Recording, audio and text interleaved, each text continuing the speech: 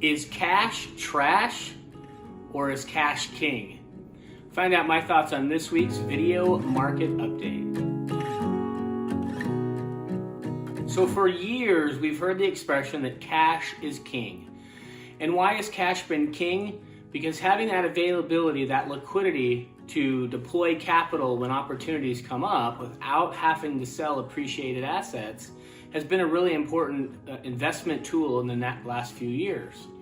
But this idea of cash being trash has made its way in the lexicon in the last few years because of the lack of savings rate or the return you get on money just sitting in cash. You can see here that the savings rate popped during the pandemic, largely due to two factors: government stimulus and lack of spending, because for a while there was nowhere to go and nowhere to spend money on. The saving rate has come down to pre-Great Recession levels, but you can see the amount of cash being held in checking accounts and bank accounts and other liquid places had closed in on about $5 trillion in the economy. There are a number of companies that are holding hundreds of billions of dollars in cash on their reserves, including Apple and including Warren Buffett's Berkshire Hathaway. So is cash king or is cash trash? Now ultimately, cash is king when it comes to emergency funds, when it comes to paying for things without having to go into debt. Cash is certainly king. And when you get into retirement, cash flow is king. But is cash trash now when interest rates are so high and you're able to capture a good return on some of that money? As of this video, a 10 or 12 month certificate of deposit, which does have its risks. You're putting money in a bank, and we've seen some of the bank challenges this year.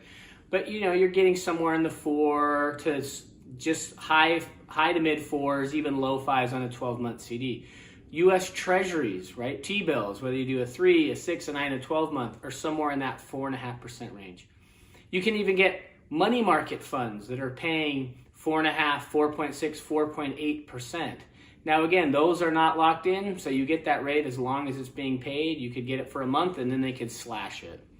Another thing that we've seen is something that our company actually has access to, which is a fund that provides close to about 4.5 to almost 5% dividend, but is also looking at 2 to 3% appreciation on top of the dividends.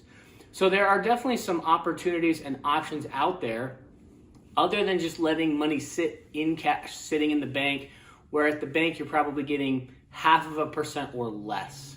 Now ultimately, cash is king if it makes you feel good. Cash is trash if you think, why is it sitting here? Why am I earning no interest? Why am I getting a return on this money? So it does come down to where your comfort level is. You should have a 3 to 6 month emergency fund, maybe a 9 month, maybe a 12 month based on your situation. If you know you have upcoming purchases, it's best to keep that money in cash. If you think, yes, 4% or 5% is a great return, but based on where you're at, I want that 6, 7, 8, 10, 12% return in the market, then it's better to invest that money than let it sit in cash. It all just depends on you and your situation. But for a long time, cash has been trash because we've been able to get no return on that money. But finally, because of the rise of interest rates, there are some attractive options. If you have any questions on this or any news you're seeing in the market, debt ceiling, interest rate rising here in the next couple of weeks, or anything else, let me know. If not, as always, I hope you make it a great week.